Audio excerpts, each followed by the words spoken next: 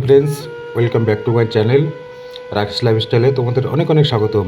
তো বন্ধুরা, তোমরা সবাই কেমন আছো? আশা করছি ভালো আছো, সুস্থ আছো। তো আজকে অসময়ে ফুলকপি রান্না, তো সেই ভিডিওটি তোমাদের কাছে শেয়ার করলাম। তো তার জন্য রেখেছি টমেটো, কাঁচা লঙ্কা, রসুন, পেঁয়াজ ও আদা। তো রাজস্থানে থাকি, তোমরা সবাই জানো।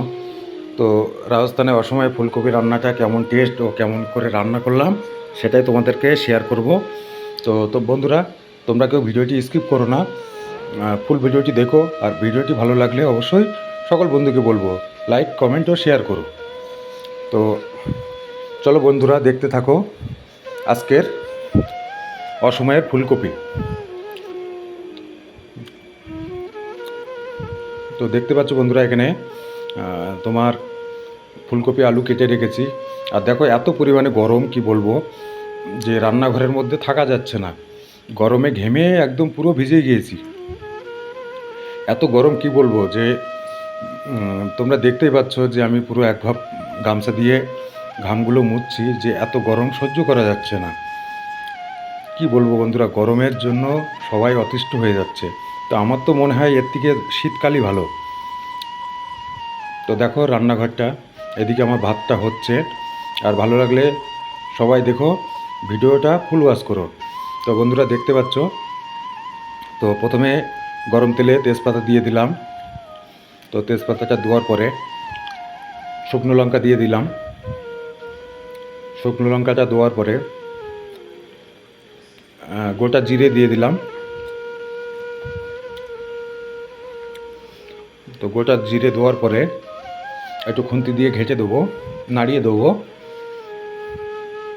তো এটা নাড়ানোর পরে এখানে দেখছো আদা রসুন যে বাটাটা আছে, তো সেই বাটাটা দিয়ে দেবো।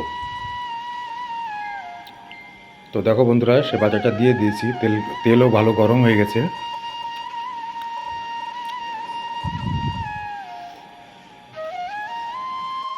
তো যেটুকু ছিল দিয়ে দিলাম। তো বন্ধুরা, তোমরা সবাই ভিডিওটি দেখতে থাকো।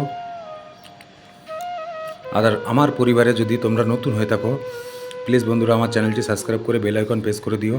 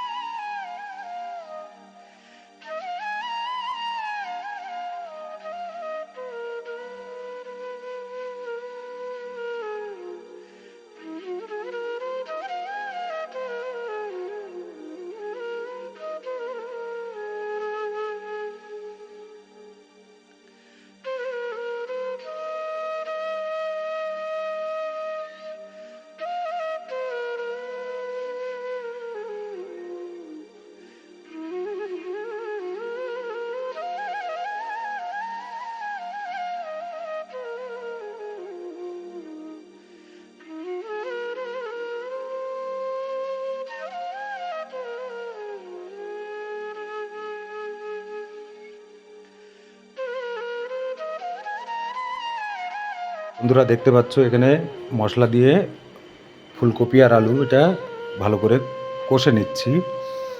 একটু ভালো করে না কষলে ভালো লাগে না, কিন্তু হিসাবে তোমার ফুলকপিটা ভালো করে ভাজতে হয়, কিন্তু সেটা না ভেজে পুরো একবারে দিয়ে কষে নিচ্ছি।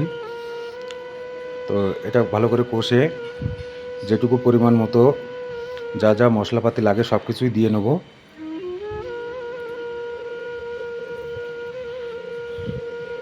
তো বন্ধুরা, তোমরা সবাই বলবে কিন্তু যে আমার এই রান্নাটা কেমন হয়েছে।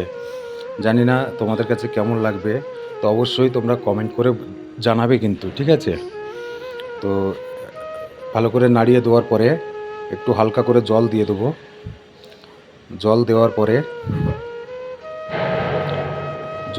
পরে হালকা করে একটু নাড়িয়ে দেওয়ার পরে এটা ঢেকে দেবো যাতে এটা একটু সেদ্ধ হয়। তো ঢেকে দিলাম। ঢেকে দেওয়ার পরে এই দেখো বন্ধুরা, এই পাশে বড় হাঁড়িতে এখানে 20 জনের খাবার হচ্ছে।